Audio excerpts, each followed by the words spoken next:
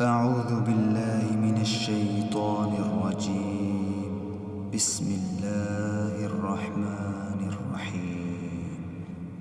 ألف لام را، تلك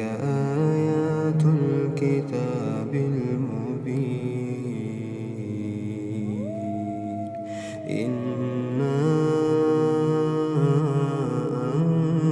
أنزلناه قرآنا عربيا لعلكم تعقلون. نحن نقص عليك أحسن القصص بما أوحينا إليك هذا القرآن، وإن كنت من قبله لمن الغافلين. إذ قال يوسف لأبيه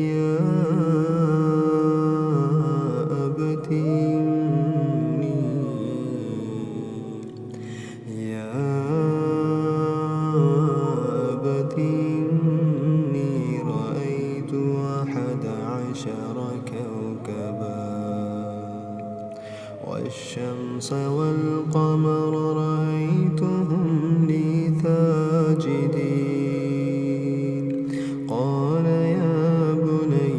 لا تقصص رؤياك على إخوتك فيكيدوا لك كيدا، إن الشيطان للإنسان عدو مبين. وكذلك يجتبيك ربك ويعلمك من تأويل الأحاديث ويتم نعمته عليك وعلى آل يعقوب كما أتمها على أبويك من قبل إبراهيم وإسحاق، إن ربك عليم حكيم. لقد كان في يوسف وإخوته آيات للسائلين، إذ قالوا ليوسف وأخوه أحب إلى أبينا منا ونحن عصبة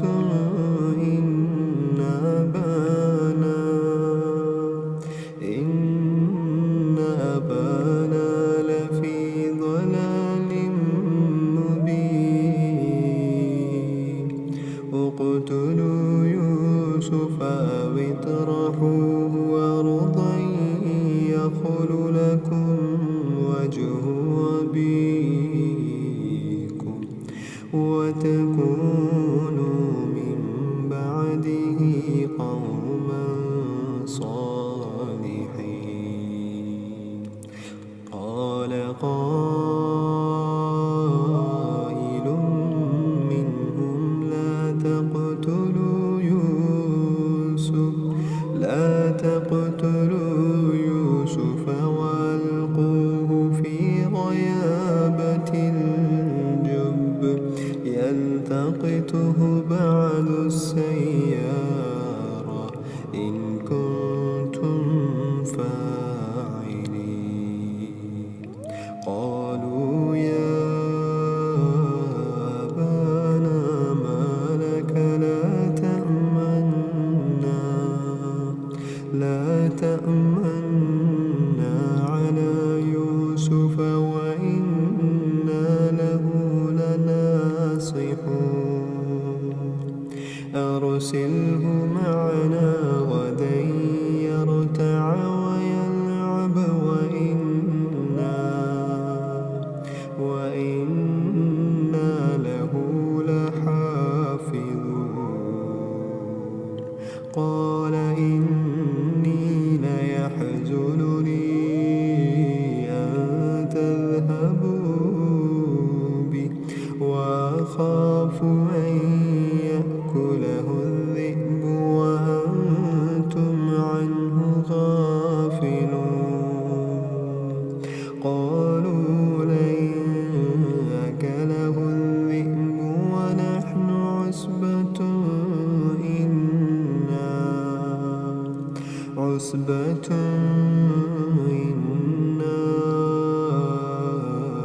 إذا لخاسرون فلما ذهبوا به واجمعوا أن يجعلوه في غيابة الجب وأوحينا إليه لتنبئنهم بأمرهم هذا وهم لا يشعرون وجاءوا أباهم عشاء يبكون قالوا يا أبانا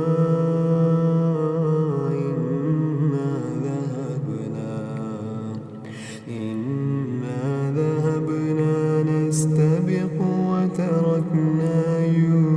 يوسف عند متاعنا فأكله الذئب وما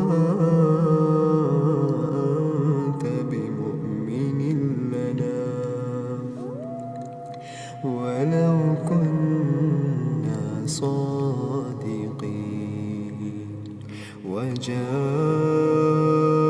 وجاءوا على قميصه بدم كذب قال بل سولت لكم أنفسكم أمرا فصبر جميل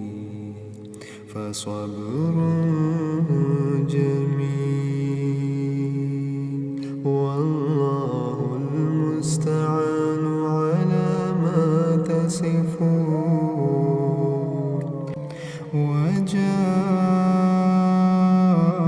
وجاءوا أباهم عشاء يبكون قالوا يا أبانا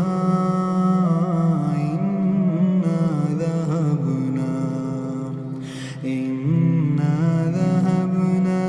نستبق وتركنا يوسف عند متاعنا فأكله الذئب وما أنت بمؤمن لنا ولو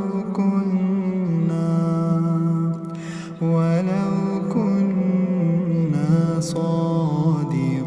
صادقين وجاءوا على قميصه بدم كذب قال بل سولت لكم أنفسكم أمرا فصبر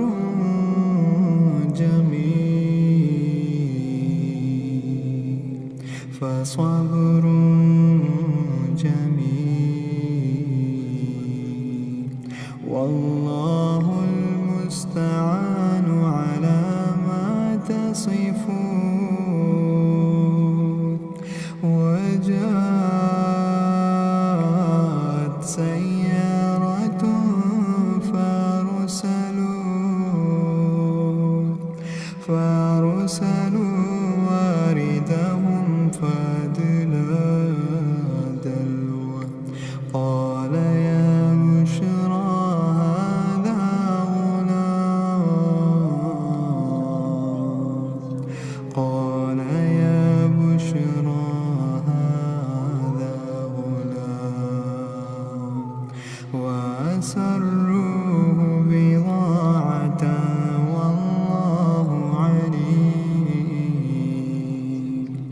والله عليم بما يعملون وشروه بثمن بخس دراهم معدودة وكانوا فيه من الزاهدين وقال الذي اشتراه من مصر لامرأته أكرمي مثواه عسى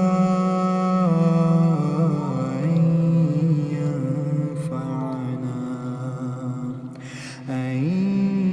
ينفعنا أو نتخذه ولدا وكذلك مكنا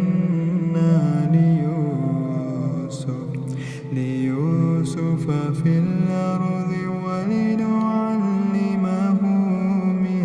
تأويل الأحاديث والله غالب على أمره ولكن أكثر الناس لا يعلمون ولما بلغ أشده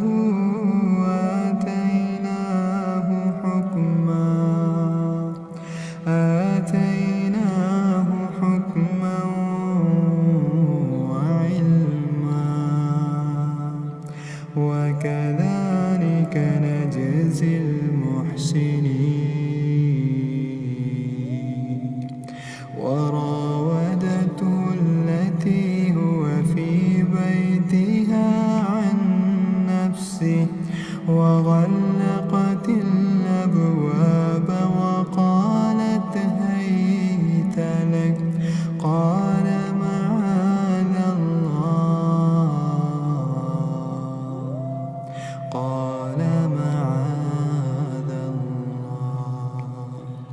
إنه ربي أحسن مثواي إنه لا يفلح الظالمون ولقد همت به وهم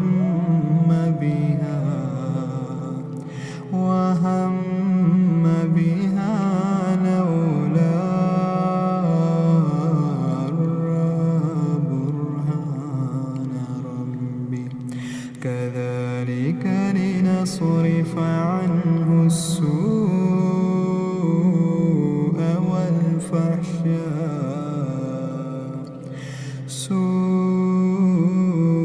والفحشاء إنه من عبادنا المخلصين واستبق الباب وقدت قميصه من دبر وألف يا سيدها لدى الباب قالت ما جزاء من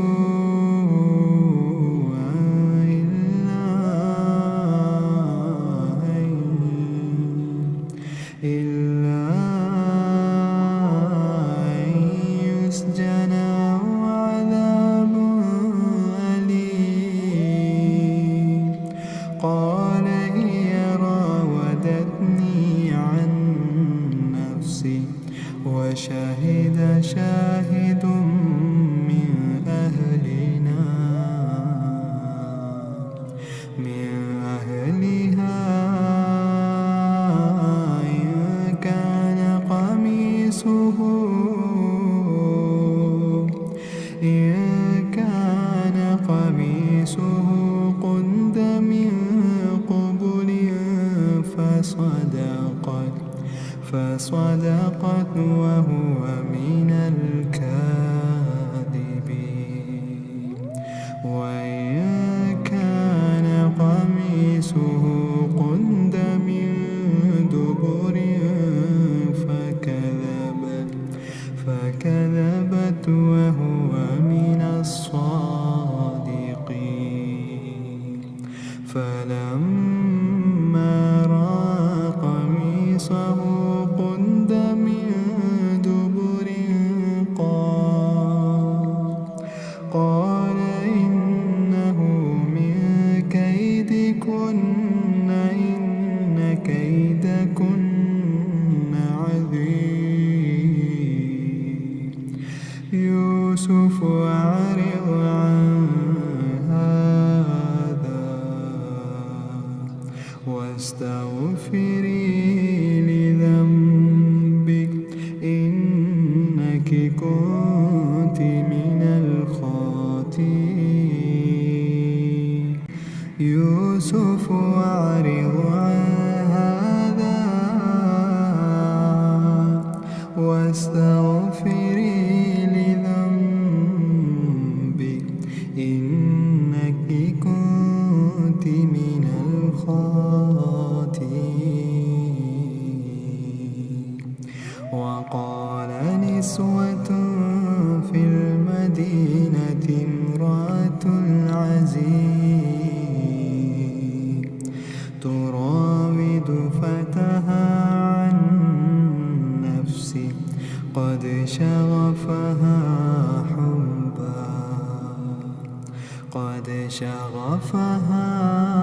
حبا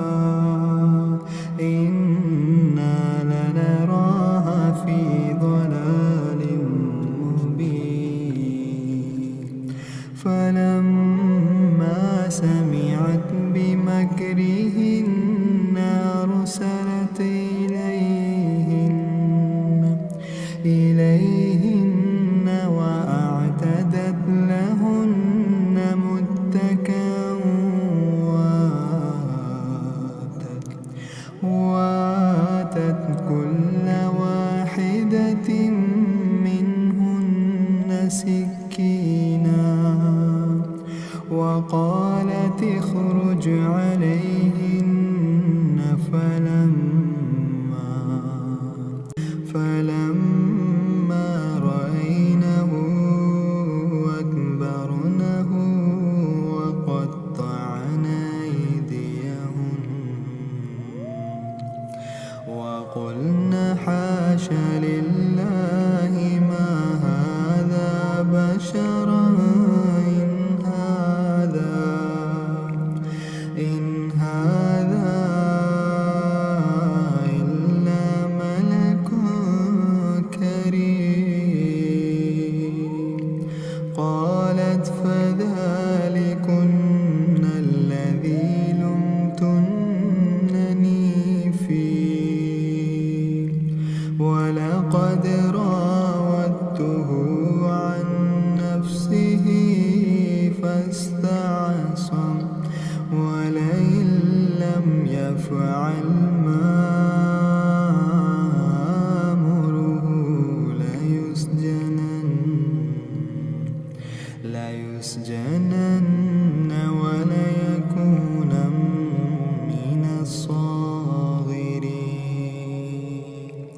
قال رب السجن أحب إلي مما يدعونني إليه وإلا تصرف عني كيدهن أصب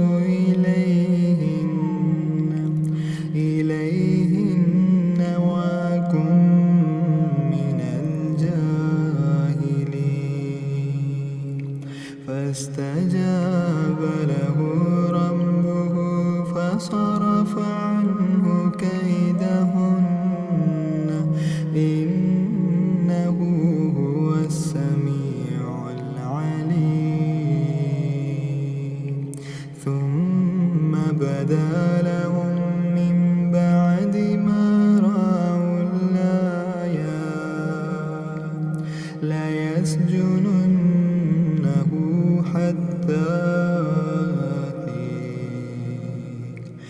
ودخل معه السجن فتيان قال أحدهما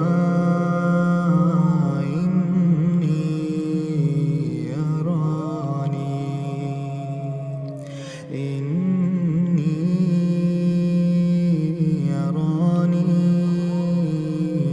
أعصر خمرا وقال الآخر إني أراني أحمل فوق رأسي خبزا تأكل الطير منه نبئنا بتأويله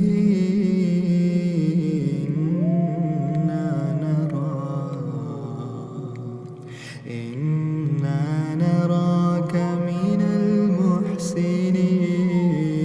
المحسنين قال لا يأتيكما طعام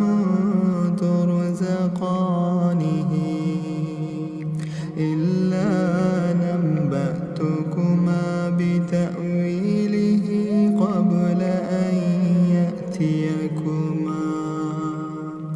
ذلكما مما علمني ربي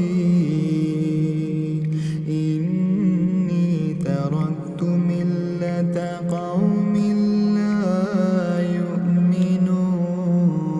يؤمنون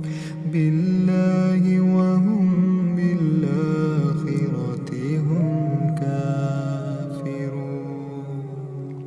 واتبعت ملة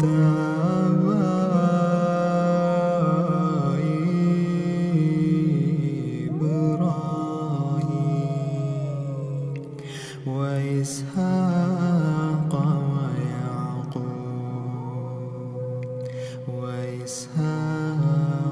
ويعقوب ما كان لنا أن نشرك بالله من شيء ذلك من فضل الله علينا وعلى الناس ولكن أكثر الناس لا يشكرون يا صاحبي السجن أرباب متفرقون خير أم الله الواحد القهار ما تعبدون من دونه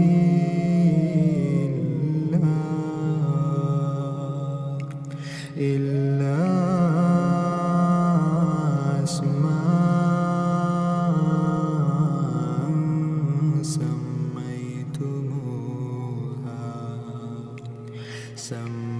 سميتموها أنتم وآباؤكم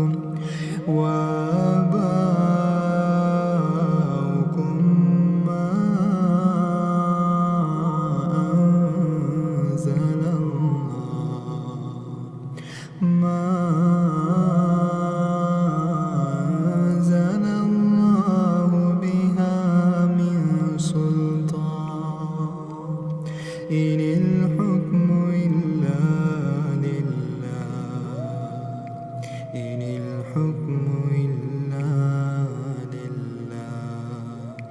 أمر ألا تعبدوا إلا إياه ذلك الدين القيم ولكن أكثر الناس لا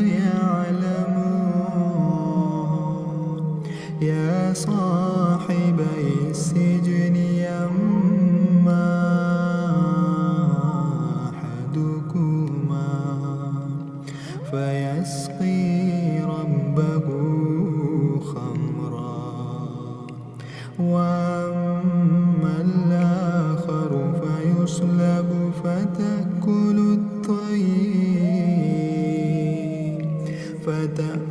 الطير من رأسه قضي الأمر الذي فيه تستفتيان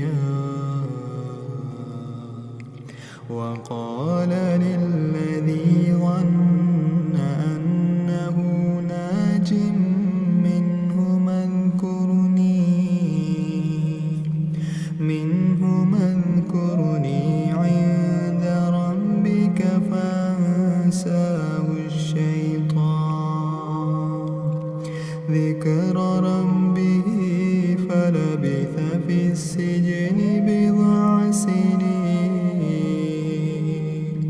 وقال الملك إني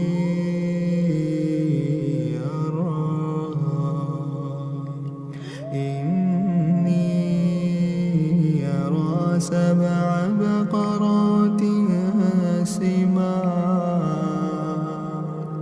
يأكلهن 7 عجاف و7 سنبلات خضر وأخر يابسات يا أيها الملأ أفتوني في رؤياي إن كنتم للرؤيا تعبرون قالوا أضغاث أحلام وما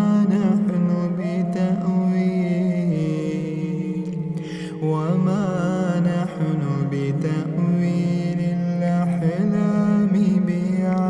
بعالمين وقال الذي نجا منهما وادكر بعد أمة أنا أنبئكم بتأويله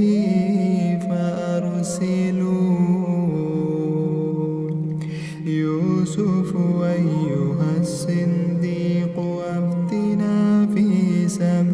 بقرات سمان يأكلهن 7 عجاف و7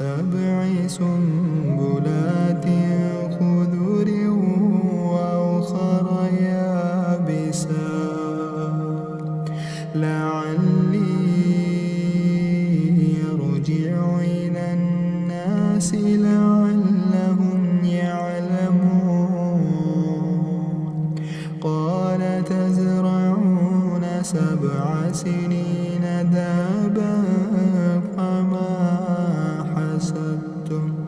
فما حسدتم فذروه في سنبله إلا قليلا مما تأكلون ثم يأتي من بعد ذلك 7 شداد يأكلن ما قدمتم لهن إلا قليلا مما تحسنون ثم يأتي من بعد ذلك عام فيه يغاث الناس وفيه يعصرون وقال الملك ائتوني به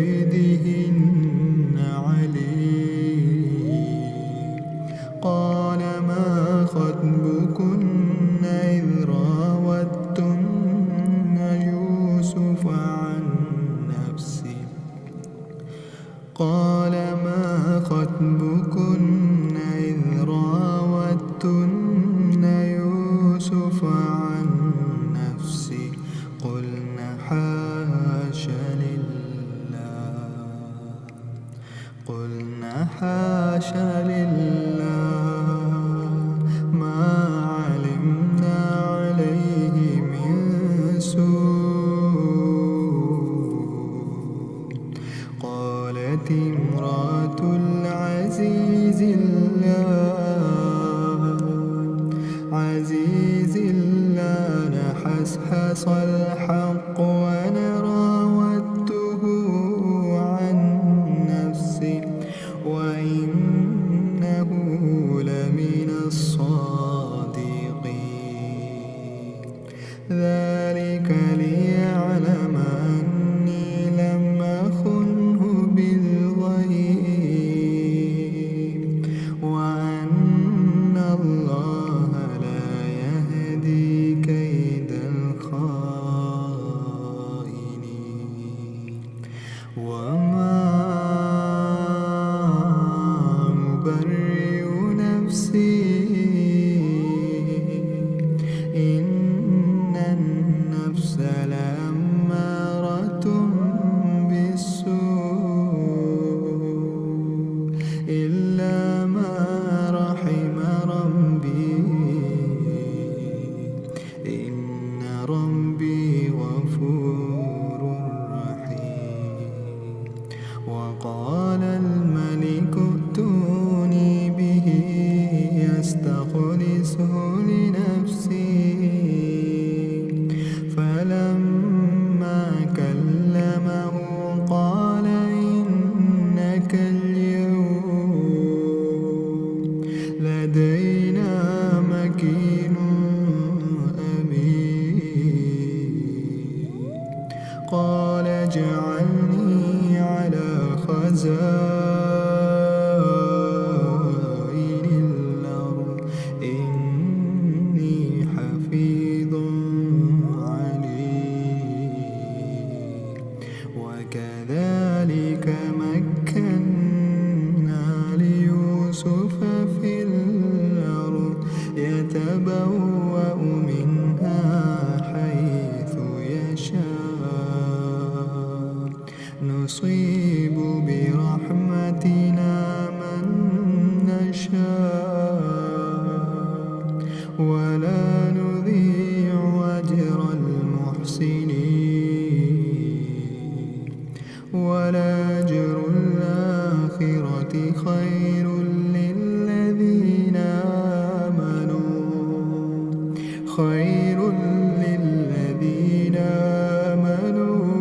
وكانوا يتقون. وجاء إخوة يوسف فدخلوا عليه فعرفهم وهم له منكرون. ولما جهزهم بجهازهم قال ائتوني بأخ لكم من أبيكم ألا ترون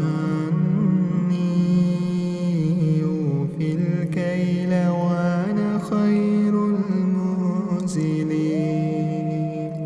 فإن لم تأتوني به فلا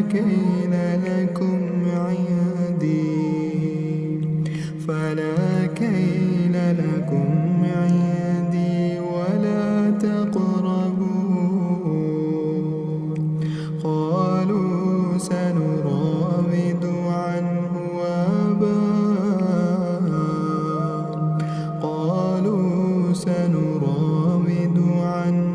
أباه وإنا لفاعلون.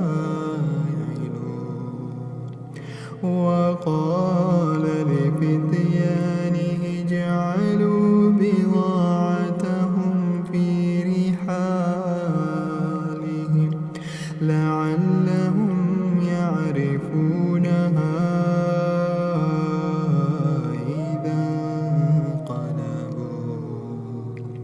إذا انقلبوا إلى أهلهم إلى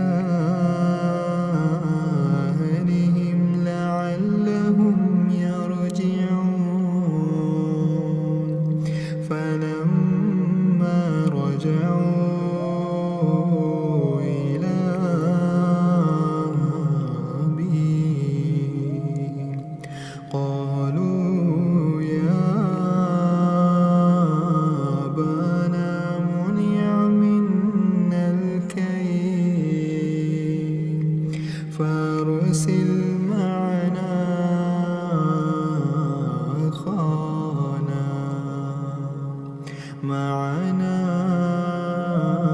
قال نكتل وإنا له لحافظون قال هل آمنكم عليه إلا كما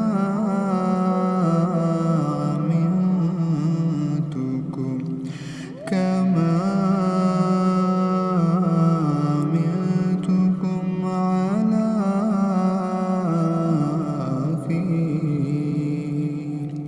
على أخيه من قبل فالله خير حافظا وهو أرحم الراحمين ولما فتحوا متاعهم وجدوا بضاعتهم ردت إليهم قالوا يا أبانا ما نبغي هذه بضاعتنا ردت إلينا قالوا يا أبانا ما نبغي هذه قالوا يا أبانا ما نبغي هذه بضاعتنا ردت إلينا ونمير أهلنا ونحفظ وطانا ونزداد كيل بعير ذلك كيل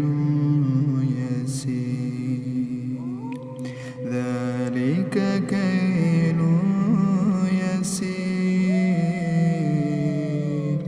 قال لا أرسله معكم حتى تؤتوني موثقا من الله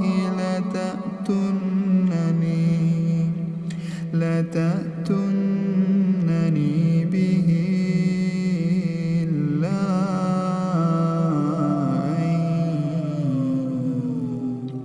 إلا أن يحاط بكم فلما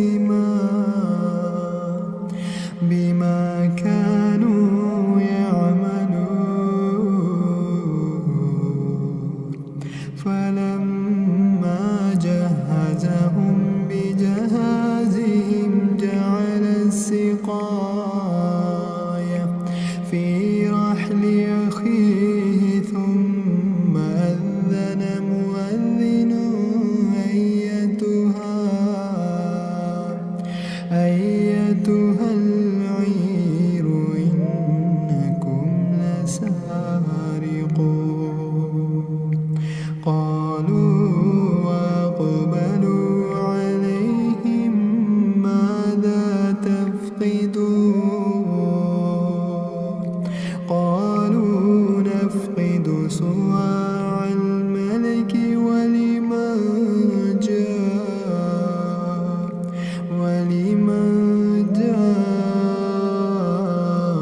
به حمل بعير وأنا به زعيم قالوا تالله لقد علمتم ما جئنا لنفسد في الأرض وما كنا سارقين قالوا فما جزاؤه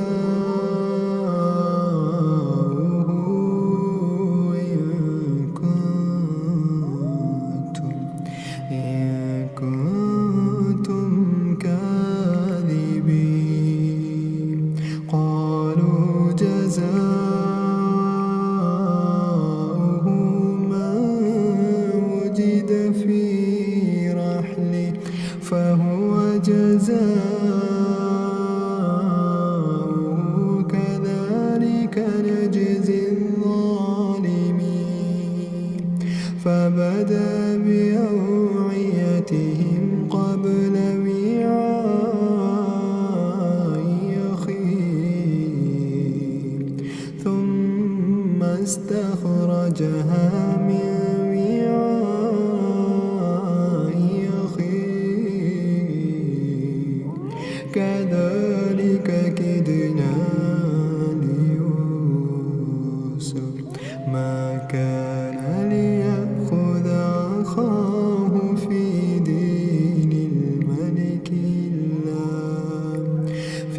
دين الملك إلا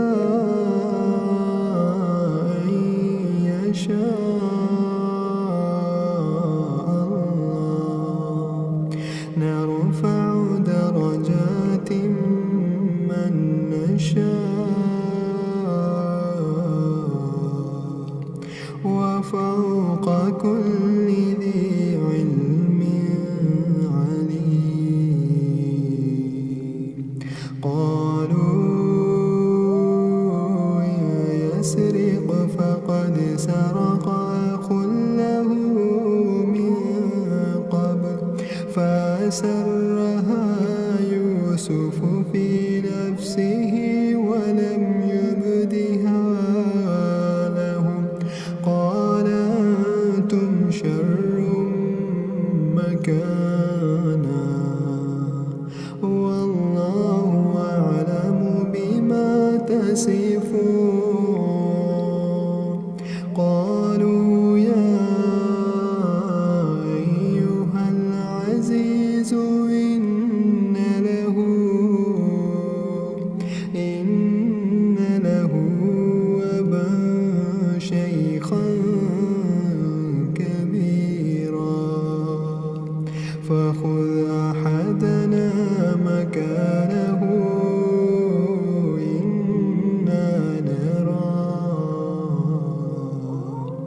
إنا نراك من المحسنين قال معاذ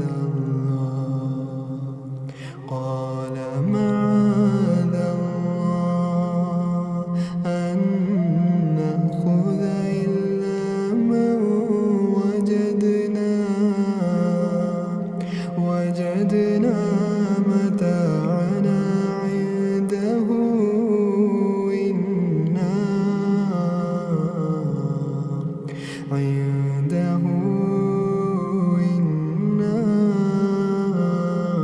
إذا لظالمون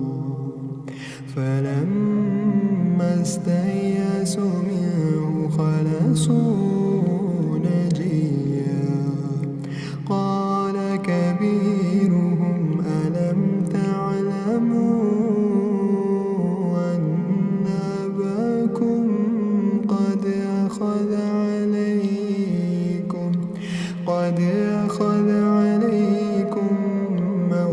توفيقا من الله. ومن قبل ما فرطتم في يوسف فلا أبرح الأرض حتى يأذن لي أبي أو يحكم الله لي وهو خير الحاكمين. وهو خير الحاكمين. ارجعوا إلى أبيكم فقولوا يا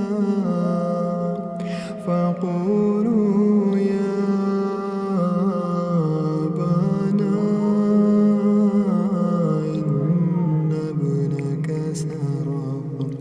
إن ابنك سرق وما شهدنا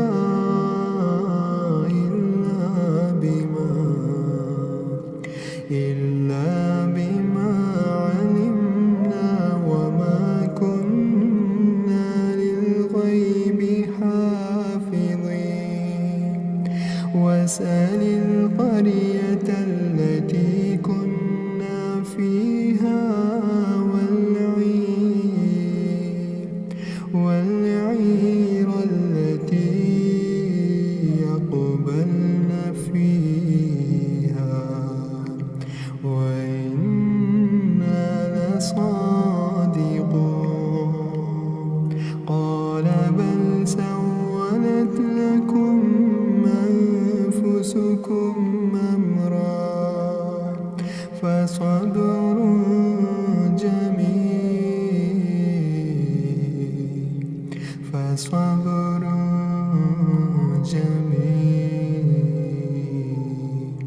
عسى الله أن يأتيني بهم جميعا إنه هو العليم الحكيم.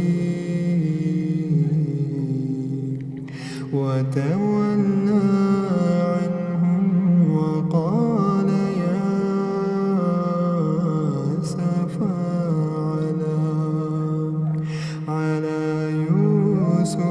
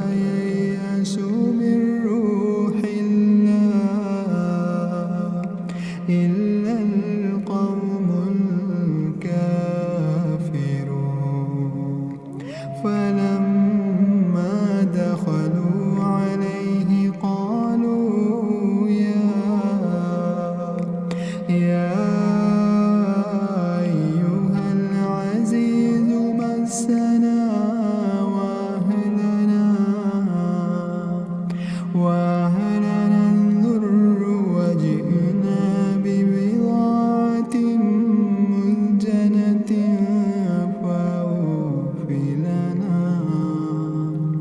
فأوفِ لنا الكيل وتصدق علينا إن الله يجزي المتصدقين قال هل علمتم ما فعلتم بيوسف وأخيه إذ أنتم جاهلون قالوا وإنك لأنت يوسف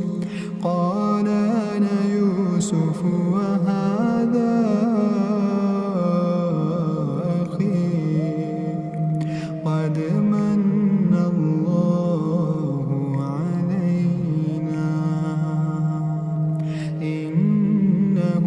من يتق ويصبر فإن الله لا يضيع أجر المحسنين قالوا تالله لقد آثرك الله علينا وإن كنا لخاطئين قال لا تثريب عليكم اليوم يغفر الله لكم وهو أرحم الراحمين اذهبوا بقميصي هذا فألقوه على وجه أبي يأت بصيرا وأتوني بأهلكم أجمعين ولما فصلت العير قال أبوهم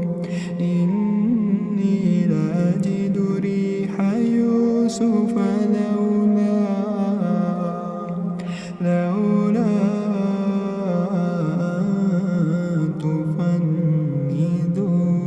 تفندون قالوا تالله إنك لفي ضلالك القديم ولما فصلت العير قال أبوهم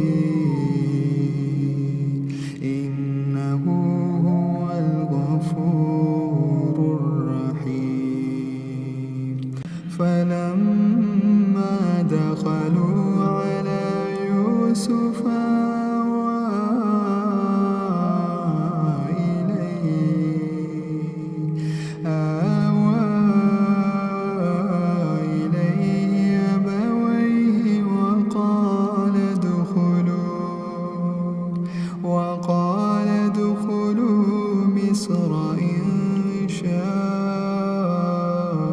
الله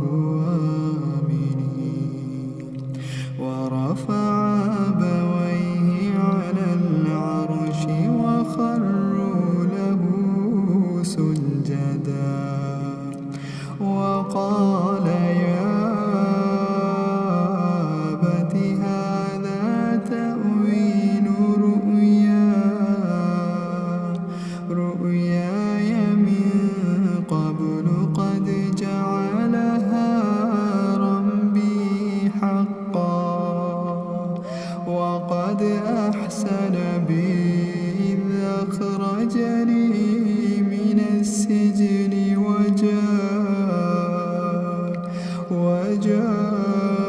وجاء بكم من البدو من بعد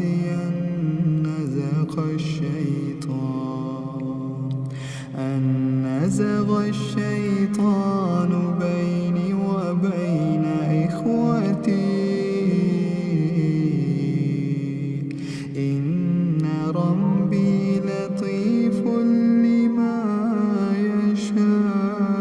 يشاء إنه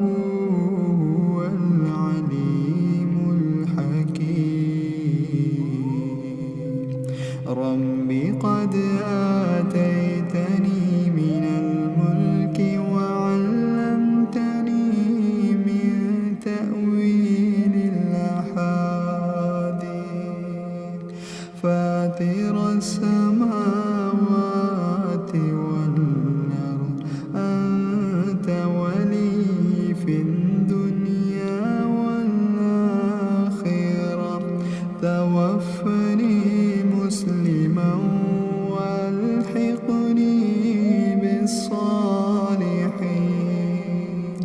ذلك من أنباء الغيب نوحي إليك وما كنت لديهم إذ أجمعوا أمرهم وهم يمكرون وما أكثر الناس ولو حرصت بمؤمنين وما تسألهم عليه من أجر إن هو إلا ذكر للعالمين وكأين من آية في السماوات والأرض يمرون عليها وهم عنها معرضون وما يؤمن أكثرهم بالله إلا وهم مشركون أفأمنوا أن تأتيهم غاشية من عذاب الله أو تأتيهم الساعة بغتة وهم لا يشعرون قل هذه سبيلي يدعو إلى الله على بصيرة أنا ومن اتبعني وسبحان الله وما أنا من المشركين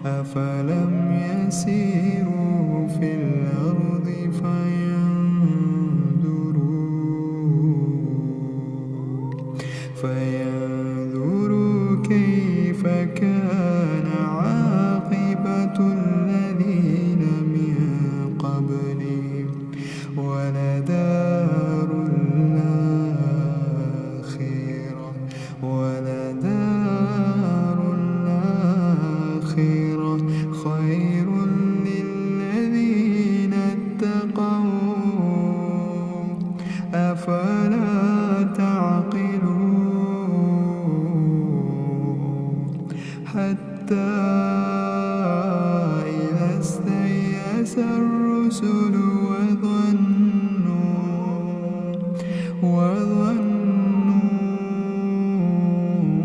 أنهم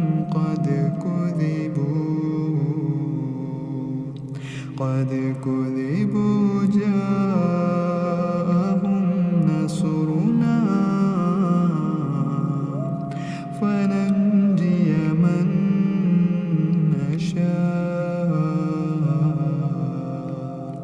فننجي من نشاء ولا يرد بأسنا عن القوم المجرمين لقد كان في قصصهم عبرة لأولي الألباب ما كان حديثا يفترى ولكن تصديق الذي بين